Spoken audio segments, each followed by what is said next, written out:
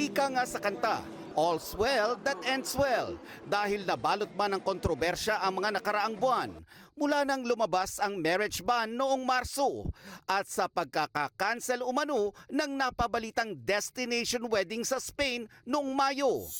Bea Alonso and Vincent Co finally got their happy ending. Ikinasal sila last July 13 sa isang private civil wedding ceremony sa Makati City.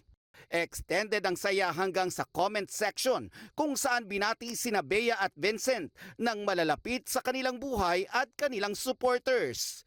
Nagpaabot din ng wedding wishes ang co-star ni Bea na si Maricar Reyes at direktor ng upcoming GMA series na Whispers from Heaven na si Joron Monroy. Oo, syempre. Kasi dapat may taping kami tapos biglang nagkaroon siya ng emergency. So, yun pala yun. For Bea, I'm very happy for her kasi itong ending na to parang sa pelikula lang natin to napapanood. Pero it happened to her in real life. Bey! Oh my God, ginulat mo kami. But congratulations. I wish you all the best on this new journey. Super excited for you.